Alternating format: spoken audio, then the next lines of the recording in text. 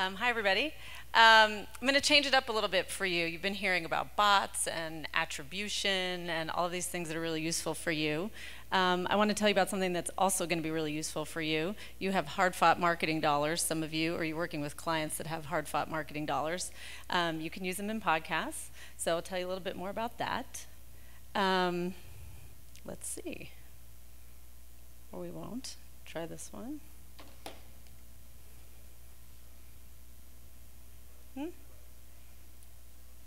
Got it. Okay. A marketing opportunity for local and also national brands. So it's the golden age of audio, which sounds like a really hokey thing to say, but it actually is. Audio listening is on the way up. She already asked my question, how many people listen to podcasts? Lots of people, right? Who listened to Serial? Was that, how many people, was that your first podcast that you listened to? Serial was kind of the podcast that got people to discover that little button on their iPhone. That's the podcast app. But there are more than 360,000 podcasts out there now, some super niche ones, some much bigger ones. We at New York Public Radio produce some of the biggest podcasts that I hope you all listen to. If you don't, you should, including Radiolab and Freakonomics, which are really the trend-setting podcasts that broke into the space and helped everybody see really what podcasts can be. But these are just a few facts from a recent Edison study about how many people are actually listening to audio. Everybody has a smartphone. Everybody's charging it up in the morning and walking out the door to listen to some kind of content. 155 million Americans are listening to online radio every month. 98 million Americans have listened to a podcast. It's a lot of people. 57 million people listen to a podcast every month. So there's a lot of listening going on. This is kind of an obvious slide, but the difference shows you that 3 years ago, people were actually listening on their computers, on their PCs. Now, obviously, most people are listening on their mobile devices. And you see now in 2016, 71% listening on a mobile device. The other 29%, most of them are listening on iPads. But what that means for you is, for many people who are in the hyperlocal space, you want people to do something on their phone. They're already on their phone, and they're already listening to their podcast on the phone. And this is the thing about listening to a podcast. It's in your ears, and these people are talking to you right into your ears. So you're super engaged with what you're listening to. Many of you, if you're listening to podcasts, you know that other major brands are deciding to create their own podcasts. Like GE made a big podcast and spent a lot of money making a podcast. They thought this is a way to reach people because they're listening. It's actually what we call kind of a lean-in experience. You have to go into your phone, you have to choose the podcast that you want to listen to, and you actually have to decide to listen to it. It's not just like you get in the car and you're listening to the radio and it's there in the background and you ignore it. And so these people are actually choosing the podcasts, and the consumers are really doing it. On average, people listen to five podcasts a week. That's a lot of podcasts. 4 hours and 10 minutes a week listening to podcasts. That's a lot. That's a lot of time with those earbuds in your ears. This slide tells you just a little bit about who the listeners are.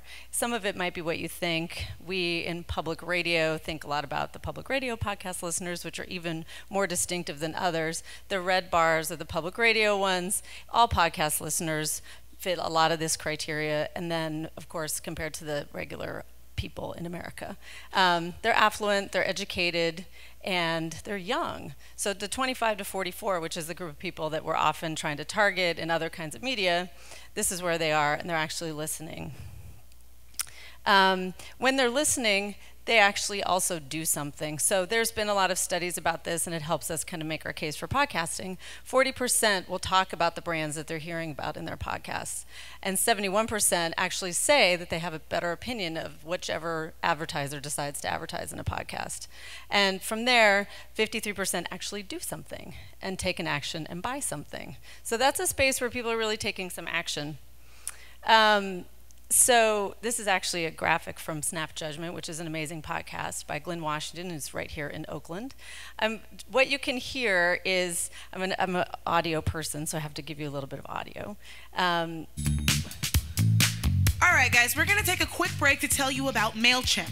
You ever want to jazz up your emails? You know, make them pop and sparkle? Well, you can put your favorite emojis in the subject line of an email. Last year, Mailchimp users used over 2 million emojis alone in their email newsletters. Wait. Phoebe, what's the plural of emoji? Emojis? Emoji? Emoji? Emoji. Faux show. Okay, emoji, whatever. Learn more at Mailchimp.com. Mailchimp, send better email. So that was a Mailchimp ad. So we have a podcast called Two Dope Queens. It's Jessica Williams, who's from The Daily Show. So that's who you heard bantering with her girlfriend, Phoebe Robinson. And what we do in these spots is they took the basic copy and they knew the points that they needed to make, but they made it their own. And it sounds like they're actually talking to you. So when you hear that in the middle of their podcast, it's actually them talking to you about a brand instead of, a produced ad like you sometimes hear on radio stations. Another example is one that was recorded just for a specific target audience. Let's see if you can figure out who that is. Hi, this is Danny from Melbourne. Radiolab is supported by Dropbox, trusted by 8 million Australians to keep their files safe, synced, and easy to share with anyone. Try Dropbox for business, free for 30 days at dropbox.com/business. Right, so Dropbox wanted to reach people in Australia. So we found an Australian voice and we recorded it, and we can geo-target, so only listeners in Australia were hearing that ad for Dropbox. A little bit behind the scenes of how we work, and a lot of podcast companies do, we insert the ads dynamically while you're listening. So it's a lot like looking at a display ad. It's reaching the people when you want them to. You can change up the copy. It's there one week. It's not there the next week. It can match up with your marketing campaigns. A lot of the customization that you come to expect in advertising in the digital space is here. You can flight them, you can geo-target, you can decide what the creative is going to be, you can change it as you need to, you can match it up with other marketing efforts that you have. And the geo-targeting is actually really the key, and that's why, talking to you guys here and thinking about local.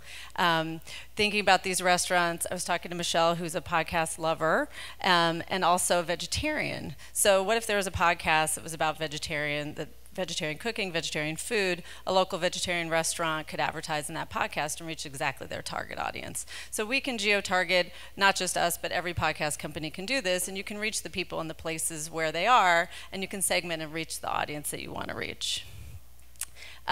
These are just a few examples of people who have been doing this, from big brands like Air France that wanted to advertise and target a new flight route that they had. They wanted New Yorkers to know that they were flying a certain way. Success Academy is a tiny school in New York City, and they wanted more students, and they knew that they could reach the parents and they could reach into our audience. 23andMe is genetic testing.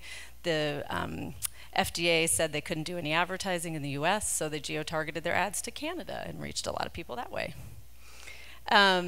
These are really the sweet spot for these advertisers. So direct response advertisers are very happy with podcasts because these are all people who are working with us and a lot of other podcasts. They see the real results. They're reaching the clients that they want. They're seeing the click-throughs. They're seeing the conversion, and that's why they're going into this space.